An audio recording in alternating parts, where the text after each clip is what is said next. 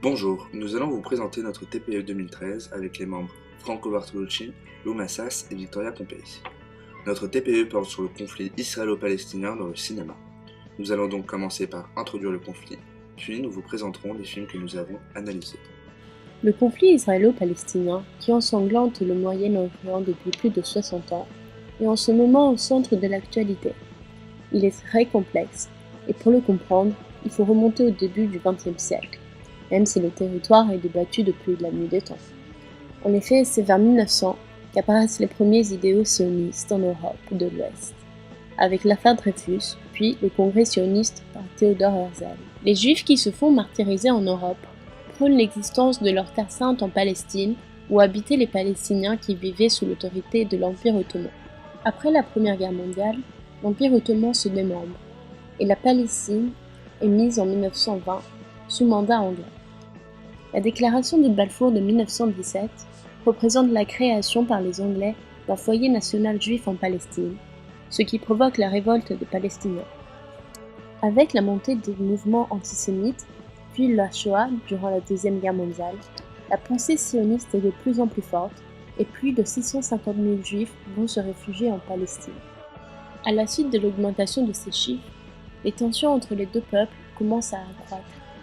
Le Royaume-Uni essaie de trouver une solution au problème, mais n'y arrive pas. Le territoire est donc confié aux Nations Unies, qui en 1947 votent le plan de partage de la Palestine en 3 secteurs inégaux: arabes, juifs et international. Ce plan provoque la rage des Palestiniens et le début des violences entre les deux communautés. Depuis, les guerres entre Israël, la Palestine et leurs voisins ne cessent, d'abord avec la guerre de 6 jours de 1967, puis la première et la deuxième intifada, qui traduite signifie guerre des pierres, en 1987, puis en 2000, les attentats terroristes, jusqu'à la toute récente opération Pilier de défense de novembre 2012. Ce conflit ne semble pas se terminer. Et pourtant, des tentatives de paix ont été mises en place, notamment le processus de paix d'Oslo en septembre 1993, où plusieurs compromis des deux côtés ont été faits. Malheureusement, cela n'a toujours pas donné de grands résultats. Maintenant que nous avons présenté le conflit, nous pouvons commencer l'analyse des films. Pour dénoncer ce conflit, de nombreux cinéastes ont choisi de baser leurs films entre Israël et la Palestine. Nous allons ici présenter 3 films de réalisateurs différents qui abordent le sujet de diverses manières. Le premier est un film de Sivan Estibal intitulé Le cochon de Gaza, sorti le 21 septembre 2011 en France. C'est le premier film de réalisateur qui a néanmoins gagné le César du meilleur premier film en 2012. Il raconte avec humour et dérision l'histoire de Jafar, un pauvre pêcheur palestinien n'ayant pas assez d'argent pour survivre. Un jour, lorsqu'il est sur son bateau en pleine mer, un cochon vietnamien apparaît. Jafar est musulman. Le cochon est un animal impur pour eux. Il devra donc s'en débarrasser, mais ça ne sera pas facile. Il finit par trouver une femme élevant une colonie de cochons à la frontière entre la Palestine et Israël, qui pourrait être intéressée. Le deuxième film est Le fils de l'autre de Lorraine Lévy, sorti en France le 4 avril 2012. Lorraine Lévy est une réalisatrice, écrivaine de théâtre et scénariste française, sœur cadette de l'auteur Marc Lévy. Dans son film, elle raconte l'histoire de 2 familles, une israélienne, l'autre palestinienne. Quelques semaines avant l'anniversaire de leurs enfants, Joseph et Yacine, les familles découvrent que les 2 ont été échangés à la naissance. Lorraine Lévy va raconter une très belle histoire de 2 adolescents qui cherchent leur vraie identité. Le dernier est un film de Thierry Binistré, un metteur en scène français né en 1964. Son dernier film, Une bouteille à la mer, gagne plusieurs prix en France et au Canada.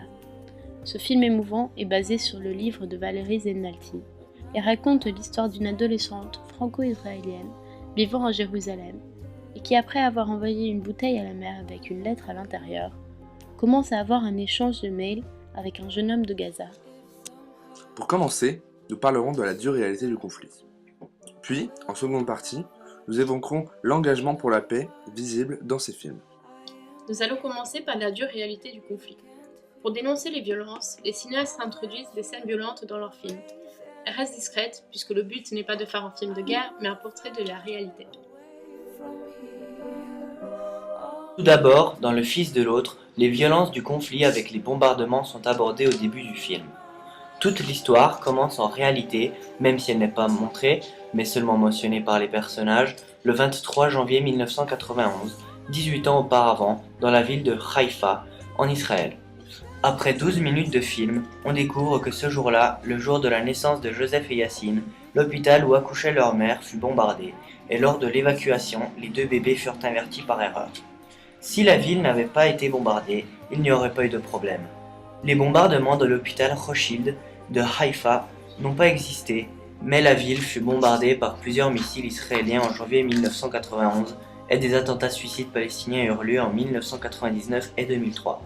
Avec son contexte, Lorraine Lévy a donc la base pour son histoire, tout en montrant les horreurs mêmes du conflit.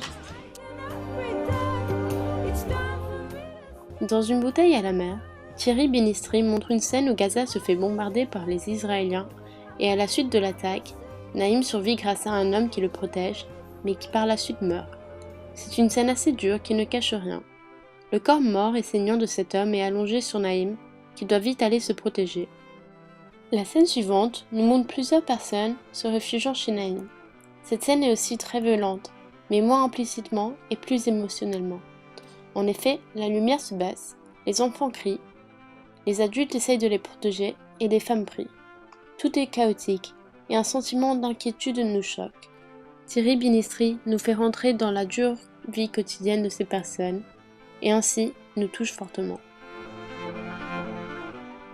Puis, dans Le Cochon de Gaza, les scènes de violence sont toujours présentes, mais sont beaucoup moins visibles dû à l'aspect comique du film. À la 70e minute, Jafar amène le cochon à la frontière, mais l'animal habillé d'une fourrure de mouton qui cache une ceinture d'explosifs s'échappe chez les Israéliens.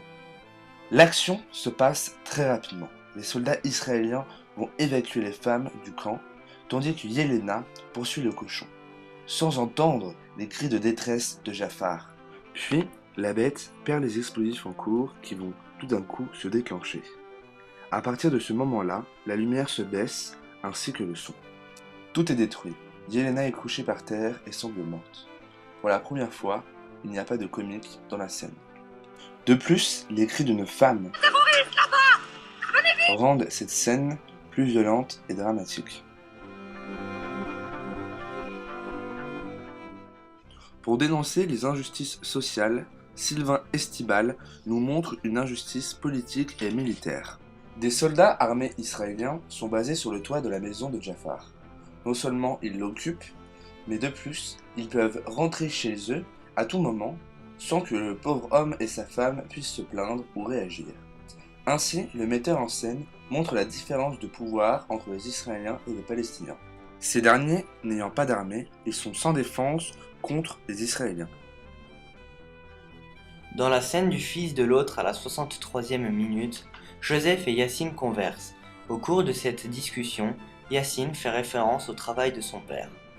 On comprend qu'à cause du conflit, M. Albezaz, le père de Yacine, était ingénieur, mais qu'il s'est reconverti en mécanicien car il ne peut pas exercer son métier en dehors de son village. Grâce à cette remarque de Yacine, le metteur en scène souligne l'une des inégalités sociales les plus flagrantes, l'entrave à la liberté de circulation. De plus, toujours dans la même scène, le metteur en scène fait référence aux inégalités économiques. La remarque « ça c'est un mois de salaire de mon père » de Yacine nous dépeint une dure réalité. Yacine n'a pas les mêmes moyens que Joseph et c'est partiellement dû à l'entrave à la liberté de circulation. Pour finir cette partie, nous allons parler des injustices sociales dans une bouteille à la mer. Dans ce film, il y a une grande différence entre les moyens économiques de Naïm et ceux de Tal. Naïm doit utiliser un ordinateur dans un café public, alors que Tal, pour parler à son ami, utilise un ordinateur portable dans sa chambre. De plus, Naïm doit payer pour utiliser ses ordinateurs, et l'on découvre dans une scène que le prix d'Internet et de beaucoup plus de produits comme le lait, le sucre ou l'essence ont augmenté en conséquence des nouvelles attaques israéliennes. En conclusion, nous pouvons dire que les cinéastes font un portrait de la dure réalité des conflits en présentant tout d'abord les scènes violentes, puis les injustices sociales ainsi qu'économiques et politiques pour que le spectateur prenne conscience de la situation avant que les méthodes de réconciliation et l'engagement pour la paix soient introduits. Notre seconde partie portera justement sur l'engagement pour la paix mis en avant par les cinéastes. Au début du film, lors de la première rencontre de Jafar avec un Israélien, la haine est évidente. Lorsqu'il rencontre Yelena pour la première fois, elle aussi est sceptique. Mais avec le temps, les deux personnages s'approchent et leur amitié accroît. Jusqu'au moment où ils se considèrent pratiquement comme une famille et sont prêts à mourir l'un pour l'autre. Cette amitié dure au début, mais qui s'améliore de plus en plus lorsque les deux personnages s'entraident, représente un espoir de paix pour les pays lorsque eux aussi apprendront à se connaître. Même si la réconciliation des personnages principaux dans une bouteille à la mer se fait à travers un échange de mails, elle est efficace. Au début, les réponses à la lettre de Tal sont des mails qui insultent Israël et ridiculisent la jeune fille. Puis, Naïm prend la relève et lui aussi commence en prenant tout cela comme une farce. Mais après quelques emails, il découvre un nouveau côté de Tal et leur amitié grandit. Il y aura des moments difficiles dans leur relation, surtout lorsqu'ils se rendront compte de la réalité du monde qui les entoure. Mais ils finiront toujours par se réconcilier malgré leurs différences. À la fin du film, les deux arrivent quasiment à se rencontrer, mais finalement ne peuvent pas, ce qui ne va pas mettre fin à leur amitié. Tal et Naïm symbolisent leur pays et sont la preuve qu'une entente est possible. Pour Laurent Lévy, la réconciliation des personnages est l'un des aspects les plus importants du film. Au début du Fils de l'autre, lorsque les deux familles se rencontrent pour la première fois, les tensions entre eux sont très fortes, notamment entre les deux pères de famille. Lorsque les adolescents découvrent la réalité, eux aussi se détestent, comme le dit si bien Yassine. T'as jamais eu la haine ? Mais après, les deux familles se rencontrent et même si c'est difficile au début, ils apprennent à se connaître et trouvent des points communs entre eux. Néanmoins, des disputes se déclenchent, comme dans la bouteille à la mer, lorsque les sujets de guerre et du conflit sont débattus. Ceux qui s'entendent le mieux sont Yassine et Joseph. Plus le temps passe, plus la situation devient de moins en moins tendue, jusqu'à une réconciliation des pères. La paix entre les deux représente donc l'engagement pour la paix que doivent instaurer la Palestine et Israël, qui eux aussi, d'une certaine manière, sont deux familles avec plus de points communs de ce qu'ils pensent.